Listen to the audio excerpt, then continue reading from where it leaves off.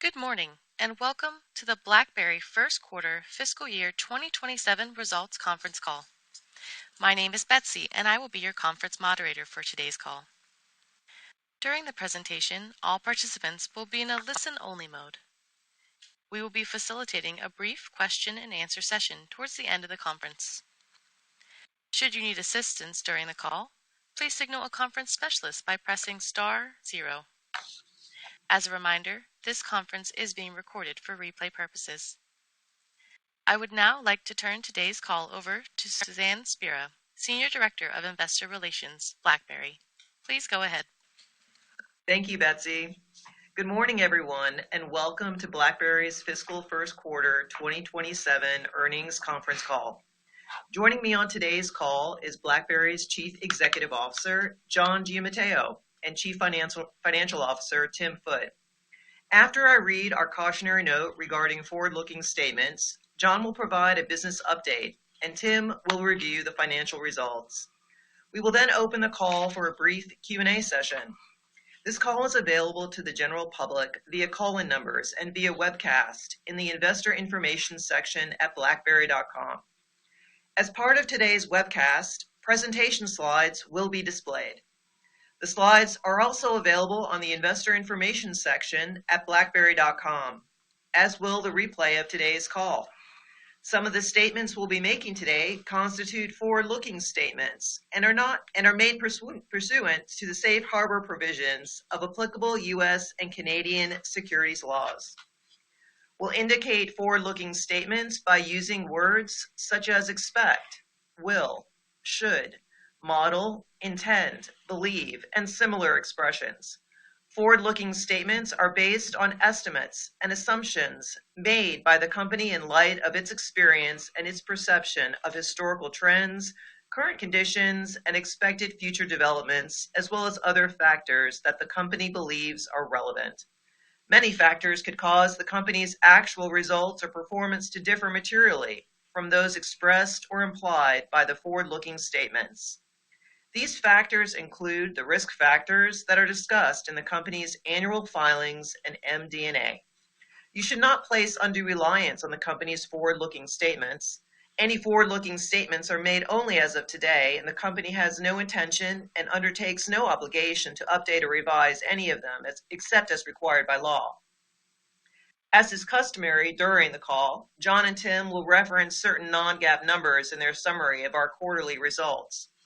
For a reconciliation between our GAAP and non-GAAP numbers, please see the earnings press release published earlier today, which is available on the EDGAR, Cedar Plus, and BlackBerry.com websites. And with that, let me now turn the call over to John. Thanks, Suzanne. And good morning, and thank everyone for joining today's call. We're excited to report a strong start to the fiscal year. Last quarter, we talked about turning the page from cost restructuring to value creation through profitable growth. And this quarter, we delivered exactly that. In Q1, we saw rock-solid execution across both QNX and Secure Communications, with both businesses delivering Rule of 40 performance during the quarter, reflecting a combination of healthy growth and strong profitability. In QNX, we continue to benefit from the long-term trends we've discussed for several quarters, including software-defined vehicles, centralized compute, the general embedded market, and physical AI. In secure communications, we continue to see stabilizing fundamentals combined with tailwinds from growing government demand and the impact of large customer wins. Total company revenue came in at $153 million, well above the high end of our guidance. Adjusted EBITDA more than doubled year over year, and we achieved positive GAAP net income for the 5th consecutive quarter. We also continued to generate positive operating and free cash flow despite Q1 being a seasonal low. We're proud of the quarter, but also recognize that we're still early in this next chapter with more work to do. It is important to remember our focus is on driving long-term shareholder value, not managing to individual quarters. Let me start my review of the quarter with the QNX business. This was another Rule of 40 quarter for QNX. Revenue came in significantly above the top end of guidance at approximately $72 million, representing 26% year-over-year growth. This performance was driven by strength across all components of QNX, including development licenses, professional services, and royalties. I want to call out one number in particular. Development license revenue in Q1 was the highest it has been in 8 quarters. And this really matters because development licenses are one of the earliest indications of future growth, with customers investing in tools as they begin developing new software platforms on QNX. Customers typically buy these tools at the very start of a program, years before a vehicle reaches production and royalties begin. What's more, these are predominantly tools for our new SDP8 platform. So a strong quarter today builds the foundation for royalty revenue of the future. During the quarter, we secured new design wins across both automotive and GEM. In automotive, the wins span geographies and domains. In ADAS, we secured a new design win with a leading European automaker that is developing a safety platform on powerful Qualcomm Snapdragon SoCs. We also secured a win with a Tier 1 supplier for a driver monitoring system to be built on a Texas Instrument chipset used by a Japanese OEM. Additionally, we added a significant design win for SDP8 with a commercial vehicle OEM to provide the foundation for a multi-domain architecture across cockpit, ADAS, and centralized compute. In the quarter, we secured a strategically important sale of SDP8 development tools to a US-based software developer supplying a major Asian OEM. This is a strong commitment to developing on our latest QNX platform for the long term. In GEM, we continued to see traction with wins that included a significant royalty commitment by a leading semiconductor equipment manufacturer, as well as expanding an existing medical diagnostics relationship with Luminix through a platform upgrade to our latest SDP8 technology. Taken together, these wins demonstrate solid progress in expanding both the scale of QNX adoption and the value delivered per deployment. Looking beyond the quarter, we remain confident in the long-term opportunities in front of us.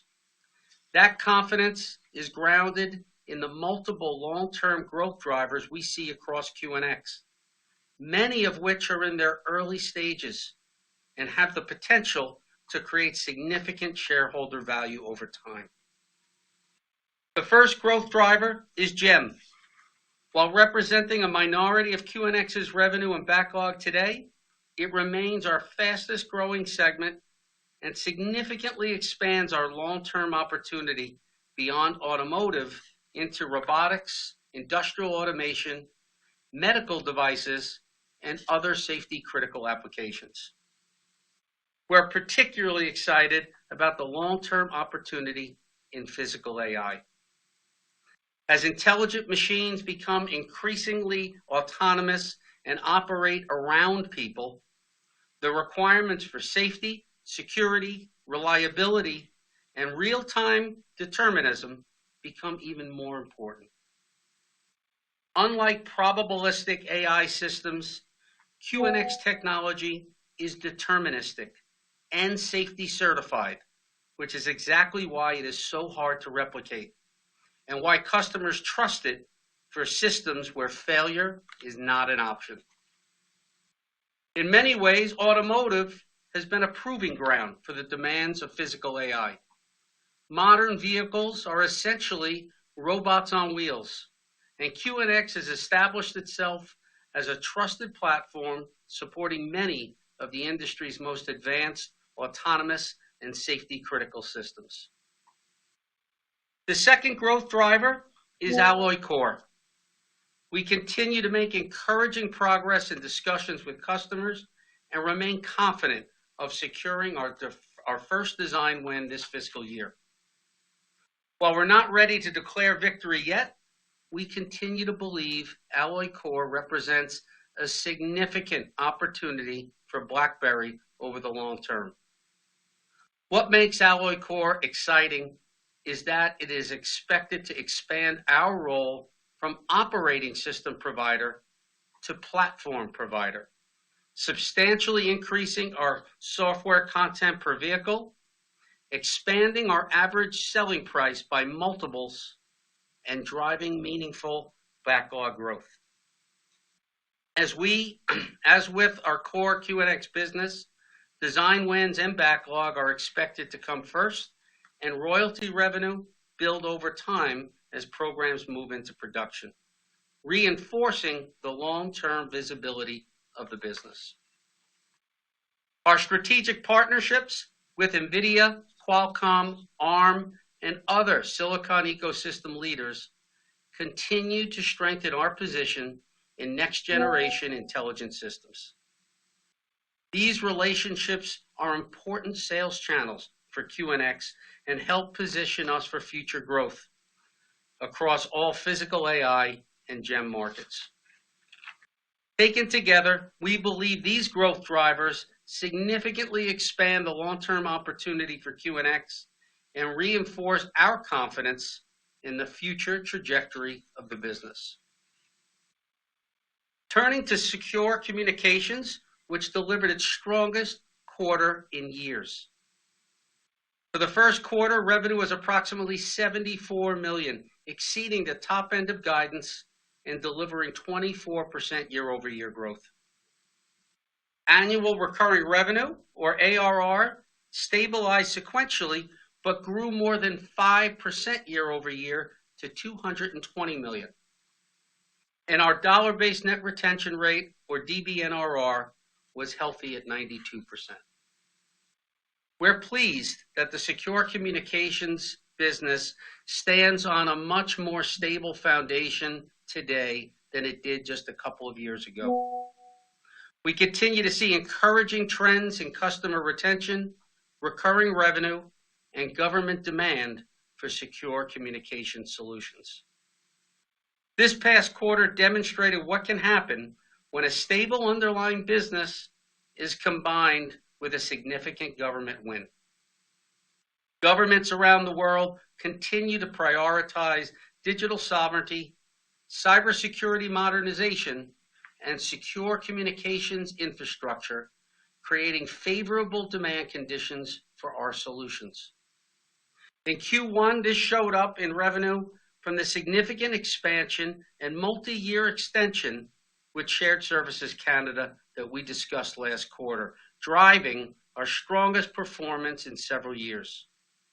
As part of the new deal, the Canadian government is meaningfully scaling its deployment of SecuSmart's encrypted voice data and video solution. In line with the digital sovereignty trend, this deployment on a sovereign architecture contributed significant in-quarter revenue recognition. It's important to recognize that large government deals like this tend to have long sales cycles and don't happen every quarter. Outsized growth and profitability, such as this past quarter, are typically followed by more normalized quarters. Overall, secure communications continues to evolve from a business once viewed as a headwind into a stable, growing business with meaningful upside when large government opportunities are successfully converted. In addition to the large deal with Shared Services Canada, we secured a number of renewals, expansions, and new logos, primarily across government, defense, and regulated industries. In North America, we secured deals with the U.S. Air Force, U.S. Cyber Command, the U.S. Senate, the U.S. Secret Service, and the White House Communications Agency. In EMEA, we secured wins across government and defense, including BAE Systems, the UK's National Crime Agency and Metropolitan Police Service, the Bavarian State Tax Office, and GIZ, the German Society for International Cooperation, as well as the Saudi National Bank and Banque de France. Taken together, these wins reflect steady demand in highly sensitive, mission-critical environments. Touching briefly on licensing, for the first quarter, licensing revenue was solid and came in at $7 million, ahead of guidance due to the better-than-expected revenue from pre-existing arrangements, as well as a number of new one-time licensing deals. As we continue to see positive momentum with customers across QNX and secure communications as we move into Q2. Within QNX, demand remains healthy in both automotive and GEM, with strong customer engagement and a growing design win pipeline. In secure communications, the business remains supported by structural tailwinds, and while some churn remains, it's much lower than in prior quarters. Overall, we are very pleased with our start to fiscal year 2027 and the progress reflected in the quarter. While neither QNX nor secure communications will grow in a perfectly straight line, what matters most is the long-term trajectory of the business, and we're encouraged by what we see. Demand across our markets remains healthy. Customer engagement is strong, and our backlog continues to expand, giving us confidence in our outlook and in the disciplined execution that gets us there. With that, let me now turn the call over to Tim, who will provide further details on our financials. Thank you, John, and good morning, everyone. As John mentioned, this was a very strong quarter for BlackBerry. In fact, a Rule of 40 quarter. What was particularly encouraging was not simply the revenue growth we delivered, but the quality of that growth. As higher margin QNX royalties become a larger part of our revenue mix, we expect more of our revenue to translate into margin expansion, profitability, and cash generation. We believe we are increasingly positioned to benefit from the operating leverage inherent in our business model as revenue continues to grow. This quarter was a good example of that dynamic in action.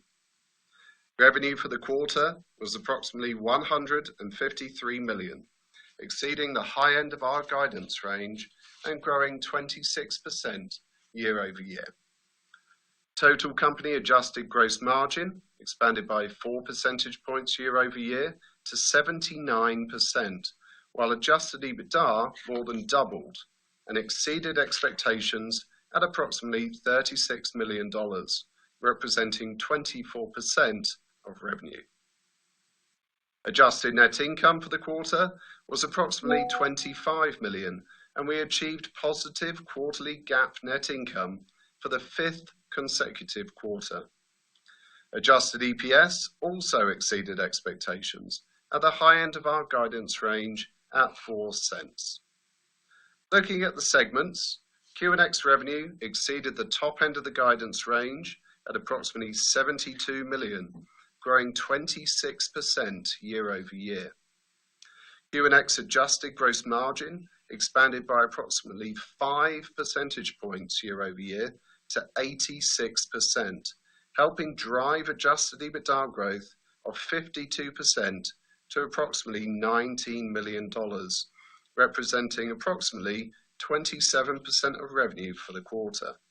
In fact, based on revenue growth and profitability, QNX effectively delivered a Rule of 50 quarter in Q1.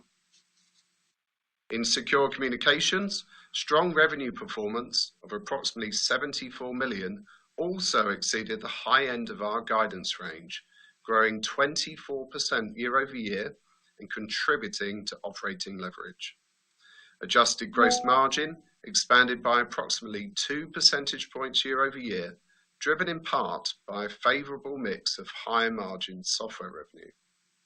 This resulted in adjusted EBITDA of approximately $20 million, representing a margin of 27%. Our licensing business contributed approximately $6 million of adjusted EBITDA in the quarter and continues to provide a valuable source of profitability and cash flow. Importantly, we converted the strong profitability in the quarter into cash. We generated approximately $5 million of operating cash flow in Q1, which, allowing for the patent sale in fiscal year 2024, represents the first time in 9 years we've been cash flow positive in a fiscal first quarter. This solid cash generation continues to strengthen our balance sheet and increases our flexibility to allocate capital in ways that create long-term shareholder value. At the end of the first quarter, we reported $423 million of cash and investments, representing net cash of approximately $223 million. This remains a strategic asset for the company and provides significant optionality as we evaluate growth opportunities and capital allocation priorities. Early in the quarter, we continued to execute our share buyback program, buying back 2.6 million shares for approximately $10 million. This brings the total for the program launched last May to 18 million shares for approximately $17 million, or an average price of $3.85 per share. We believe the share buybacks executed over the last year represents an excellent use of capital and demonstrate the disciplined approach we take in creating shareholder value. Last month, we announced a renewal and upscaling of the program, allowing us to repurchase approximately 27 million additional shares. The buyback program is one of several levers available to us as we allocate capital in a disciplined and shareholder-focused manner. With that, let's turn to our outlook. With a strong beat in Q1, we are raising both our full-year revenue and adjusted EBITDA outlook for QNX to a range of $295 to $312 million and $74 to $86 million, respectively. As John mentioned, we remain very confident in the trajectory of the QNX business and the pipeline of opportunities before us. For Q2, we expect QNX's revenue to be in the range of $70 to $75 million and adjusted EBITDA to be between $16 and $21 million. For secure communications, we are pleased with the progress that this business is making in becoming a stable, growing part of BlackBerry. For the full fiscal year, we are reiterating our growth rate of between 4% and 8%. For Q2, we expect revenue for secure comms to be in the range of $57 to $63 million, and for adjusted EBITDA to be between $5 and $10 million. For licensing, we are raising our full-year revenue guidance to approximately $29 million and adjusted EBITDA to approximately $25 million. We are raising our Q2 revenue guidance for licensing as well to approximately $10 million and adjusted EBITDA to approximately $9 million. For the full fiscal year, at a total company level, based on our improved outlook for QNX and licensing, we are raising both our revenue and adjusted EBITDA outlook to a range of $594 to $621 million and $119 to $139 million, respectively. The 90% flow through of incremental revenue into adjusted EBITDA is another data point demonstrating the strong operating leverage in our model. For Q2, we expect total company revenue to be between $137 and $148 million, driving adjusted EBITDA between $20 and $30 million. We expect to deliver adjusted basic earnings per share of between 3 and 4 cents for the quarter. And in addition, we expect another quarter of positive operating cash flow of between break-even and $10 million. And with that, let me hand back over to John. Thanks for the summary, Tim. Before we jump into Q&A, as we step back and look at the quarter, I think there are 3 key takeaways. First, we delivered a very strong quarter with solid execution from our QNX and secure communications teams, both of which achieved Rule of 40 performance. Second, we remain excited about the long-term opportunities for QNX, particularly in GEM and physical AI and the ASP expansion potential from Alloy Core. And third, we are pleased with the progress we're making with our business model, which gives us greater operating leverage and improves the quality and durability of our earnings. That being said, it's still early in fiscal 2027, so we're remaining measured. As we've said all along, growth won't necessarily be linear from quarter to quarter, but the drivers of long-term value creation are firmly in place, and we're investing behind them with discipline. So let's now move to Q&A. Operator, can you please open up the lines for us? We will now begin the question and answer session. To ask a question, please press star 1 on your telephone keypad. Please make sure your line is unmuted. Again, press star 1 to ask a question. We'll pause for just a moment to allow everyone an opportunity to signal for questions. We request that you limit yourself to 1 question and 1 follow-up. Our first question today will come from Kingsley Crane with Canaccord Genuity. Please go ahead. Hi, thanks for taking the question and congrats on a really significant quarter in Q1 here. I just want to touch base on secure comms. I mean, the segment has grown 4 quarters in a row, $259 million revenue in 26, nearly $295 million annualized revenue in Q1. And so then we have the ARR base at $220 million in that DBNRR that ticked down a bit to 92%, but clearly the success in the segment is not fully described by recurring revenue. So we'd just like to double click on how you think both the non-recurring and recurring base will trend over the next year, and just if, looking at ARR is kind of no longer as helpful as maybe it once used to be. Great question, Kingsley. I'll start. Tim, you can chip in. We do think ARR is a really good indicator of the underlying kind of stability and base level of the business. We use that as a measure to, manage our cost structure and investments. And then there's going to be from, the delta between the 220 and our, 280 or so guidance for the year tends to be on, some of these, shared services candidate deals or deals that require some upfront revenue recognition based on some of the the data centers or technology that we're building out ahead of time from it. So we believe AR is still a really good indicator just to the underlying stability of the business.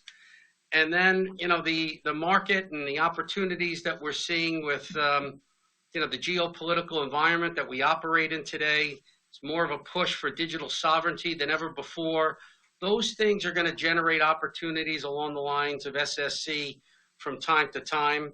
They take their long sales cycles. Government. One of the things about the government is it takes a long time to get in and get deep with them, but it does become sticky and a long-term source of revenue and profit for us. So to reiterate, I think AR is still a very good, solid barometer.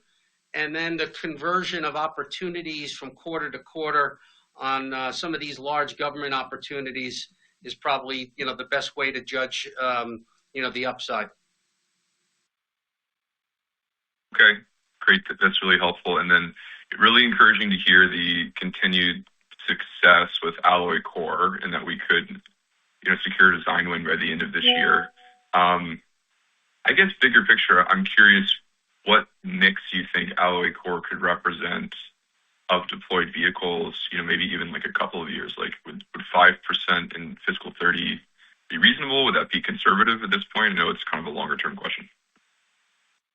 Yeah, I probably don't want to get into the numbers exactly how much it's going to be, long term, but I will say it's significant. We think the upside, the increase in TAM, repositioning ourselves from a operating system provider to a more deeper platform provider increases the addressable market for us and the dollars, the revenue, the ASP that we could generate per car by multiples significantly. It's not a 10 or a 20% income increase. It's like a hundreds of percents increase. There's a tremendous amount of upside associated with that.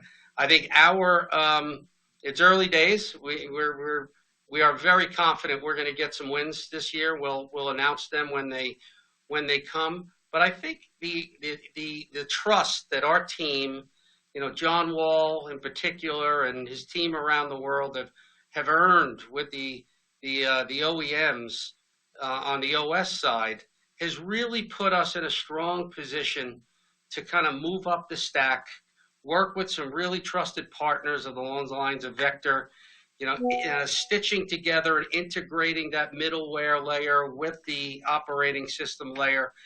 And that trust, that the fact that they're coming to us saying, hey, you could do more for us so we could focus our resources on other things that'll help us, we think is a really strong sign. So watch this space. We're gonna announce the wins as they come. But again, we think it's going to be a significant increase to the overall QNX business for the long term. Looking forward to that. Thanks for the time. The next question comes from Suthan Sukumar with Stifel. Please go ahead. Hi, Suthan. Welcome on board. Good morning, gents. Congrats on a very solid print here on all fronts. Impressive to see. For my first question, I just wanted to double click on Alloy Core. Is this new offering going to be strictly for net new programs, or might there be an opportunity from a retrofit backbook perspective with programs already in flight? Great question, Suthan. Yeah, it could be whether it's SDP 7 or SDP 8. It could be whatever platform that we're working with the particular OEM and whatever particular models are. We do see it being, a little bit more geared towards SDP 8 in our current architecture. Some of the new designs and new models. So if I had to say what's the percentage of kind of future new models with advanced chipsets and advanced operating system and advanced middleware capabilities, definitely tends to lean a little bit more there. But it can be and will be retrofitted to the extent that the OEM wants it to be. at SDB7 or kind of earlier versions of the product. Yeah, I'll just add to that, if I may. There's potential for some programs that are currently in flight to be effectively curtailed and moved over to alloy core quicker. So what that would represent is an uplift on existing backlog, which would obviously be a significant thing for us. So yeah, mainly net new programs, new platforms, but potentially could accelerate the movement to those new platforms, and with it an uplift in backlog. That's good color, guys. Thank you. For my second question, just wanted to touch on the GEM opportunity a little more here. Can you speak a little bit about competitive win rates in all your verticals outside of auto? Kind of curious how they're stacking up, to automotive, where you obviously have strong leadership. It's thinking about what might be structurally different in the competitive backdrop when you look at auto versus non-auto. Because I know in the latter, there's more of a prevalence of open source, but just wondering if that's even a factor at all.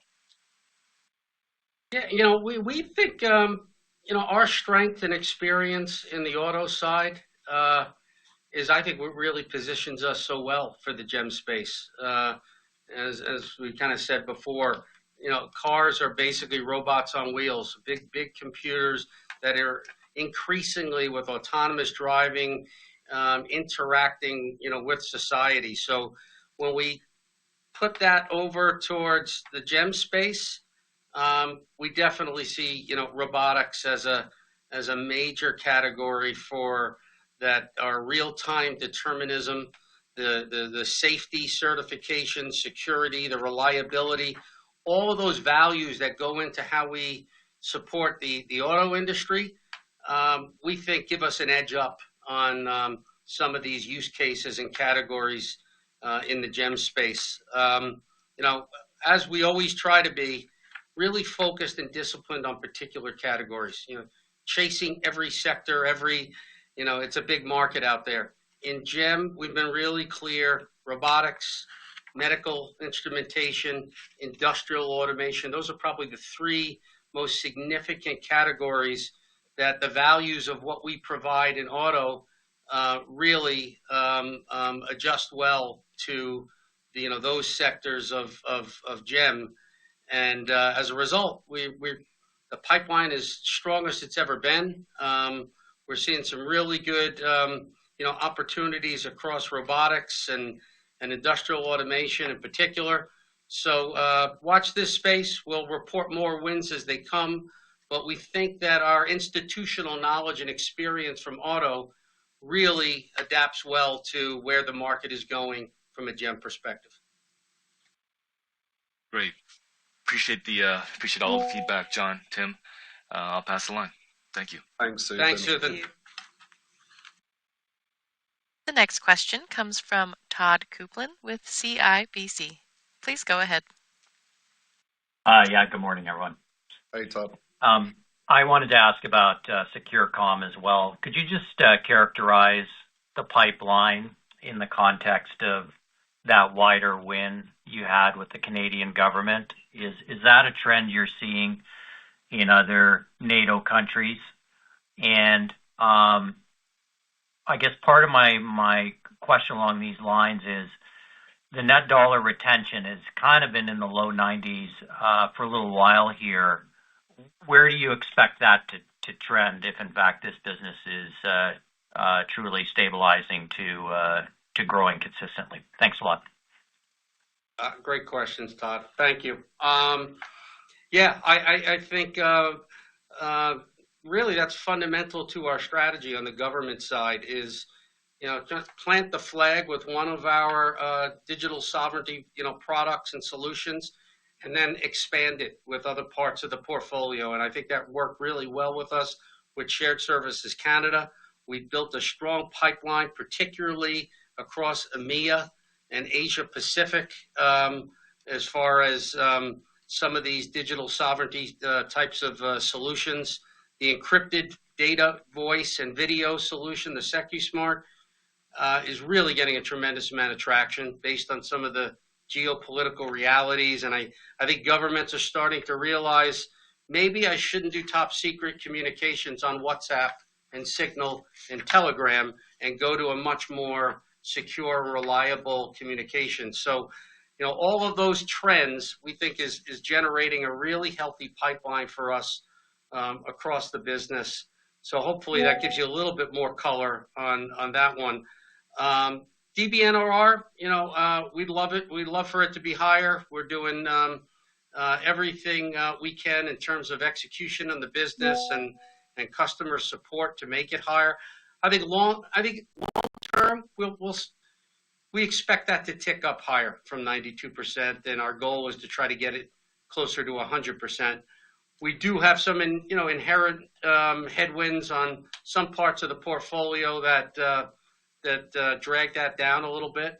But we are confident we're moving in the right direction, and we're targeting something closer to 100% as kind of our long-term goal. But the fact that ARR ticked up 5% year over year and DBNRR is kind of holding while we handle this transformation and execute upon it, we think those are good early signs. Great, thanks for that. And then my second question are on margins, clearly strong in the quarter. What's a good segment range to be expecting in QNX and Secure Comm? Thanks a lot. Yeah, great question, Todd. So as I kind of mentioned in the prepared remarks, there's significant operating leverage in this model. I think on the QNX side, as we see a rotation more towards royalties, which come in at pretty much 100% margin, you're going to see potentially some further expansion. And a quarter like this past quarter, where we did see strength in royalties, you see that in action. So we delivered 86%. I think there is potential for that to grow. I think on the Secure Comm side, really to echo what John said, there's 80-ish% of the business is ARR, and then you get these kind of, from time to time, these big deals which drive in-quarter revenue. When you get a quarter with big in-quarter revenue, if the mix is predominantly towards software, which it certainly was this case in this quarter, then you can see some pretty significant expansion. So I think what we've done is we've set up the business with this stable platform for Secure Comms that as we go and hunt these big deals, you can see some real expansion. But it's going to be a little bit of volatility from quarter to quarter. So I think it's going to be a broader range on Secure Comms, whereas QNX should more or less start to trickle up as we see more of these bigger programs come online. Great. Thanks very much. The next question comes from John Shao with TD Cowen. Please go ahead. Hey, good morning, guys. Thanks for taking my question. Could you discuss your partnership strategy with NVIDIA given its physical AI opportunity? How do the economic works? I know it's still early, but could you describe the pipeline opportunity at this point? Our relationship with NVIDIA has really evolved, John, over the time. I mean, we started working together on the automotive sector with their Thor platform and them basically standardizing their architecture on QNXs. And that relationship worked. It got closer and closer. And as they started thinking about physical AI and their whole Halo safety stack, which is going to power that, I think their natural inclination was to partner with a company that has the capabilities, that has the proof points, that has the partnership that we have in the auto space. I think we were the natural choice for them to, again, on their entire physical AI safety stack that they're going to be rolling out is standardizing on QNX. So like any relationship, I think you establish it, you have some wins together, you build on that trust and those capabilities, and you take it to the next level when the new market opportunity presents itself. So I think it has been an evolving relationship and one that we're proud to be a part of. That totally makes sense. John, you mentioned geopolitical risk earlier, so just I want to ask a question up front. Right now China seems to be manufacturing the most robotics at the moment, and you have design win with OEM in that market. How should we think about the geopolitical risk and maybe some mitigations to reduce that risk? From China specifically, John, or? Yes, just exposure to China. Yeah. We've got a deep presence in China. In fact, I was in Shanghai meeting with our team and customers and partners and government officials. So we're very, very close to what's going on there.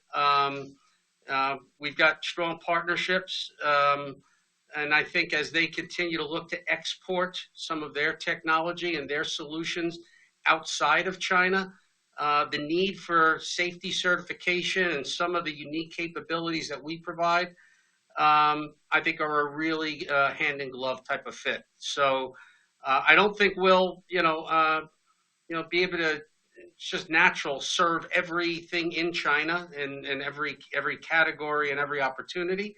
But I think there's going to be pockets where our technology and QNX and everything that we stand for in terms of certifications and safety and real-time determinism, all of those values are a really, really good fit for a country that wants to export more of their technology to the rest of the world. So we think we can help them do that, and we work closely with them and the Canadian government to facilitate it. So obviously, geopolitics, it's an evolving thing, and it's something we stay really close with. But we think our capabilities and the nature of what we provide can help them as they think about expanding beyond China into other markets around the world. Thank you. I'll pass the line. Thanks, John. The next question comes from Stephen Lee with Raymond James. Please go ahead. Hey, John, Tim. Appreciate the caller on Alloy Core potential wins. In terms of GEM's potential wins, could they be comparable in size to Alloy Core, or are they much smaller at this point? I think just the nature of it, Stephen. It'll probably be more in volume in terms of the number of wins, and a little bit smaller originally in terms of the actual dollar value itself. Just because with cars you're talking tens of millions, you're talking models, you're talking they take a very long-term 10-year outlook. So just by the nature of the two industries and how they operate, I think auto will tend to be a little bit higher. That being said, we got some interesting opportunities that are brewing in the GEM space that we're looking forward to sharing with you all later on in the year that we expect is going to continue to move the business forward. So definitely a little bit more in auto, but I would tell you GEM is our fastest growing segment inside of QNX right now, and we see a lot of tremendous opportunities across the categories that we talked about. Great. And John, given your comments just now, so timing wise, should we expect meaningful GEM's contract award this year, or this is a more longer term opportunity? Yeah, if I'm honest, I'd be disappointed if we didn't have a couple of big GEM wins to share with you. We're really pleased with the pipeline on GEM and the pipeline on Alloy Core. The uptake on SDP8 has been tremendous, Stephen. And the fact that QNX now is really a more diverse platform of capabilities, from cabin to sound to the base operating system to Alloy Core. The depth and breadth of what we have to offer our customers has never been stronger. So two of those segments we're feeling really, really, really good about. Okay, and then just one more for me, John. So I think in your prepared remarks, you'd mentioned developers license is the highest it's been in Q1. What is the mix auto versus gems in that? So, yeah, we don't typically break that out, but it's kind of fairly representative of what you'd expect from the business. You know, that 80 kind of 20. So 80-20. Yeah, that's kind of the mix. Yeah. Okay, perfect. Thank you. The next question comes from Paul Treiber with RBC Capital Markets. Please go ahead. Good morning, and congrats on the quarter. The long-term growth opportunity for QNX, to put some context around it, I was just looking at the 27 guidance is almost exactly in line with the long-term outlook that you gave at the Investor Day in 24, which is calling for 14% CAGR. Just based on the backlog and pipeline at this point, is mid-teens growth, what you see as a reasonable long-term outlook for QNX, like what you saw back at the Investor Day, or do you see the potential for stronger growth over the long term? Hi, Paul. So we're not going to give long-term guidance on this call today. I think we'll save that for our Investor Day that we've got coming up in the near future. What I will say, though, is we've never been as excited by the opportunities we've got here. I think the GEM opportunity has the potential to be absolutely huge. You're going to see that showing up in our backlog. It's going to translate into revenue. And then adding on top the potential from Alloy Core, which could really be transformative for this business. With, like John mentioned, multiples ASP.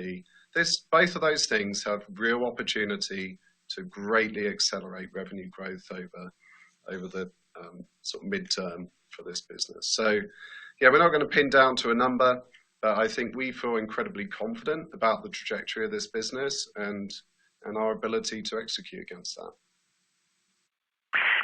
And just for additional context in terms of the magnitude of growth of both businesses, I think you've been calling it that 80-20 mix. Is the expectation, or historically, has GEM's been growing? I mean, you mentioned it's growing faster, but how much faster has it been growing versus automotive? Materially faster, but obviously a smaller base. So in terms of absolute dollars, this is how I look at it: is that GEM's growing great, but auto's growing as well. So it's not like that mix shift is necessarily going to happen rapidly, because you've got two parts of the business that are both growing, and you add in the potential here for Alloy Core to really move the needle. That could really accelerate auto growth. So I see that as a really good problem to have, if it's a problem at all, to have two really strong growth opportunities. So I don't see success for GEM to be that the mix shifts to 50-50. I just see success for GEM is that we deliver solid growth over multiple years into the future. Okay, thanks for taking the questions. I would like to turn the call back over to John Giamatteo, CEO of BlackBerry, for closing remarks. Terrific. Hey, thank you everybody for joining us on today's call. We look forward to providing you a good comprehensive update next quarter, and we'll see you next time. Thanks, everybody. This concludes today's call. Thank you for your participation. You may now